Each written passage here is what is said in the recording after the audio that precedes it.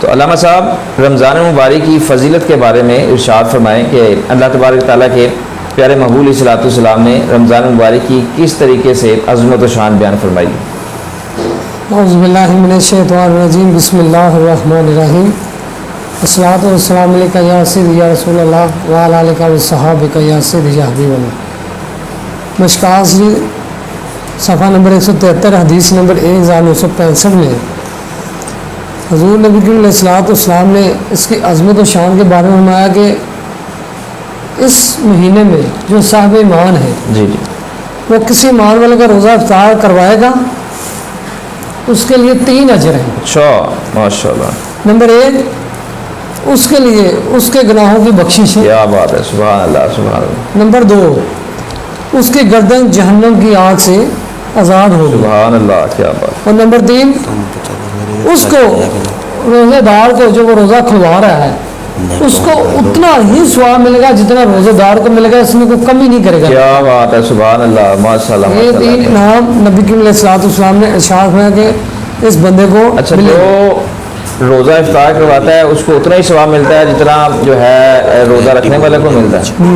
کوئی کمی نہیں اس میں، کیا بات۔ پورا پورا ہی ملے گا، جو اس کا بھی اتنا ہی ہوگا۔ اچھا، کوئی نہیں کہ اس نے روزہ پورا نہیں رکھا ہے تو بھی۔ تو علامہ صاحب یہ بتائیں کہ اگر ثواب جس نے روزہ رکھا ہے اس کو بھی اتنا ہے اور جس نے افطار کروایا ہے اس کو بھی اتنا ہے، تو پھر بندہ روزہ نہ رکھے اور کیا افطاری کروا لے، ایسا بھی ہو سکتا ہے؟ نہیں، یہ تو فرض روزہ ہے نا۔ اچھا اچھا اچھا اچھا، فرض روزہ رکھنا ضروری ہے۔ عذر میں ہے نا، تو عذر میں ایک انسان اس نے نہیں رکھا، لیکن وہ اس اجر ثواب کو، اس کو تو اپنا پورا اس اجر ثواب کے لیے نا وہ اپنے آپ کو تیار رکھے۔ عذر ہے، کوئی بیماری ہے تو پھر وہ روزہ نہیں رکھ سکتا، وگرنہ افطاری کرائے یا نہ کرائے لیکن روزہ اس نے ضرور رکھنا ہے۔ یہ نہیں ہے کہ افطاری کرا لی اور روزہ نہ رکھا تو یہ نہیں، ثواب اسے ملے گا لیکن جو فرض ہے وہ اس نے چھوڑ دیا اور پھر نبی کریم علیہ الصلوۃ والسلام نے فرمایا ایک روزہ جان بوجھ کے چھوڑنا ایسے ہے کہ وہ ساری زندگی روزے رکھے نا، اس روزے کی جو رمضان کا روزہ جان بوجھ اس کی فضیلت کو نہیں وہ پاس ساری عمر روزے رکھتا ہے۔ یہ اس کی عظمت و شان ہے ماشاءاللہ۔ پھر حضرت سیدنا سلیمان فارسی رضی اللہ عنہ فرماتے ہیں کہ میں نے عرض کیا یا رسول اللہ صلی اللہ علیہ وسلم، آپ نے فرمایا کہ وہ غریب بندہ بھی اس اجر و ثواب کو پہنچ سکتا ہے؟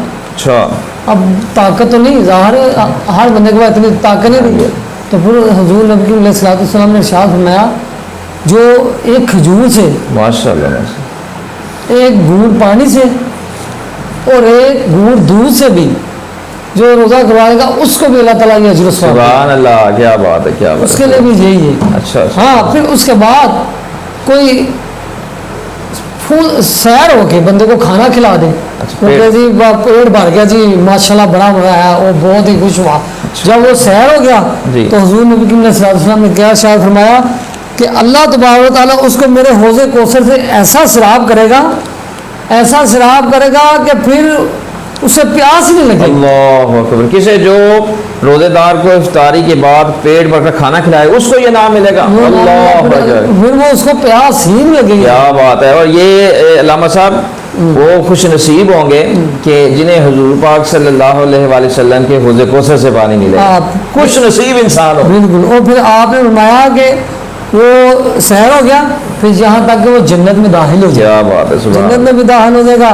تو اس کے بعد نبی کریم علیہ الصلوۃ والسلام نے ارشاد فرمایا یہ وہ مہینہ ہے جس کے اول حصے میں رحمت ہے، اس کے درمیانی حصے میں مغفرت ہے اور آخری حصے میں آگ سے آزادی ہے۔ اور پھر نبی کریم علیہ الصلوۃ والسلام نے ارشاد فرمایا اور وہ جو شخص اس مہینے میں اپنے غلام و خادم، اس وقت غلام ہوتے تھے، اب ملازم ہیں، جو ملازم ہوتے ہیں، ملازم کے کام میں تخفیف کرے گا، آسانی کرے گا، وہ دیکھتے ہیں آج یہ 8 گھنٹے کام کرتا ہے، روزہ ہے اب اسے 4 گھنٹے کراؤ اور کوشش کرو کہ وہ کام نہ کیا جائے جس سے اس کے روزے کو تنگی ہو، آسانی کرو اس کے لیے، تو اللہ تبارک تعالیٰ کیا کرے گا؟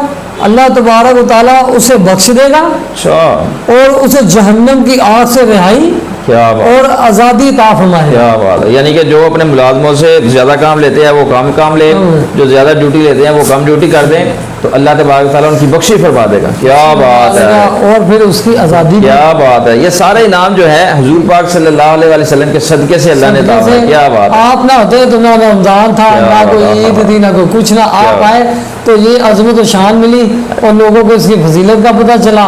اور آپ اب ان ارشاد مبارک سے ہر بندہ غور و فکر کر کے سب ثواب کو حاصل کر سکتا ہے اور جنت میں جانے کا آسان راستہ اس کو اختیار ہے وہ کر سکتا ہے. علامہ صاحب آپ نے یہ ارشاد فرمایا کہ یہ رمضان مبارک کا پہلا عشرہ جو ہے یہ رحمت ہے، دوسرا عشرہ جو ہے وہ مغفرت ہے، تیسرا عشرہ جو ہے وہ نجات کا ذریعہ بن جاگ سے نجات ہے.